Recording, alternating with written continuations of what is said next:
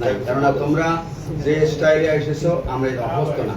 আমরা কথা বললে আমি বলবোই না, কিছু বলো, চুপ একবার পুরো মিটিং পোস্টপোন করে চলে যাবো, তুমি যা হয় হবে।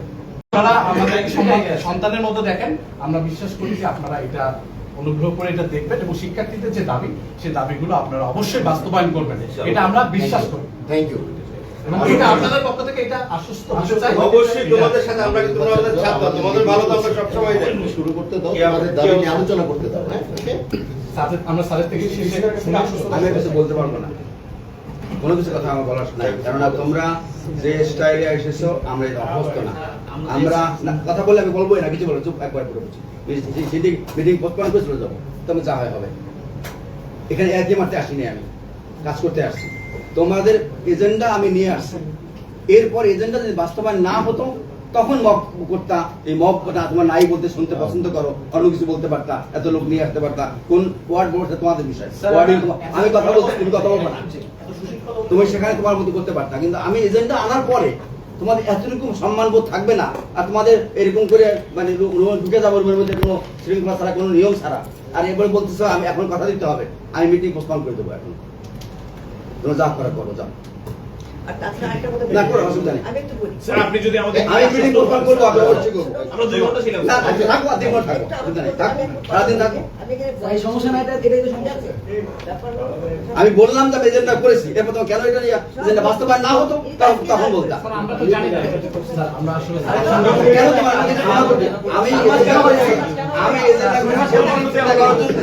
আমি এজেন্ডা এনেছি, অবশ্যই কোনো উদ্দেশ্য আছে। আমি আমার মধ্যে সিদ্ধান্ত নেব না একা, বিকজ এখানে ফাইন্যান্স সেবা জড়িত, আর্থিক ভাবে জড়িত বলেই আমি সিদ্ধান্ত নেব না। সিদ্ধান্ত নেবে সিন্ডিকেট হাইয়েস্ট বডি।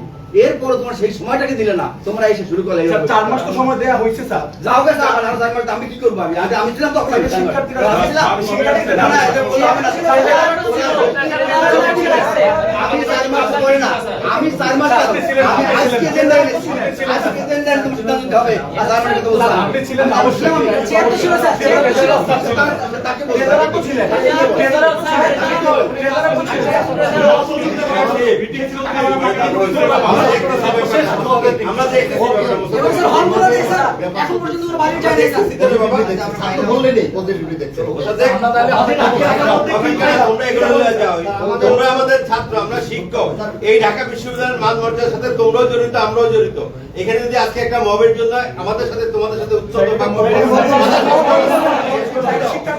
সারা বাংলাদেশে ছড়ায়, তোমাদের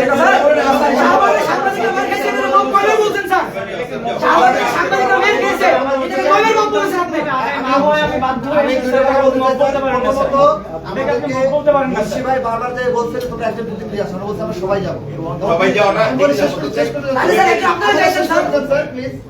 আমি আমাকে বলেছেন আমরা একজন যাবো, আমরা সবাই যাবো। তখন মুন্সি ভাই 2-3 বারই প্রতিবার তিনি চলে আসছেন এবং শেষবার তিনি এসে বলছেন স্যারের সাথে আলাপ করে তোমাদেরকে জানাবো। এই জন্য আমরা বাইরে দাঁড়িয়ে ছিলাম। পরবর্তীতে আমাদেরকে দরজা খুলে দেওয়া হয়েছে আর আমরা চলে আসছি। দরজা খুলে দেওয়া হয়েছে। সুতরাং এর মহাবের যে শব্দ উচ্চারণ করা হয়েছে এটা আমার মনে করে দুঃখ বলা।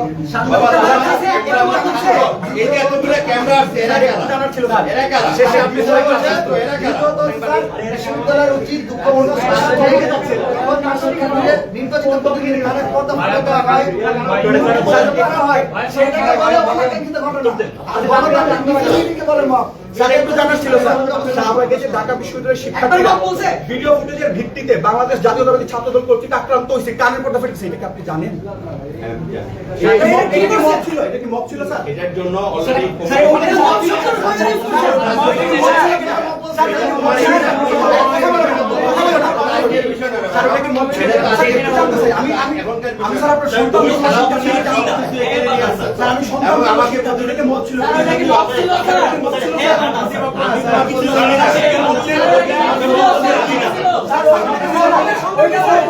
আমাকে মত ছিল আমাকে এখানে কথা প্রতিনিধি বানাতে আমরা শেষ করবো স্যার। তুমি আমরা ছাত্র, আমি তোমার শিক্ষক। প্রশ্ন করা হবে, প্রশ্ন করলে প্রতিপক্ষ হয়ে যাবে।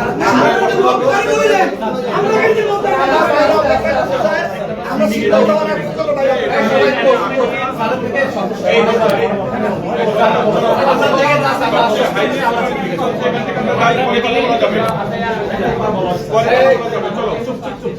স্যারের থেকে আমরা আশ্বস্ত করে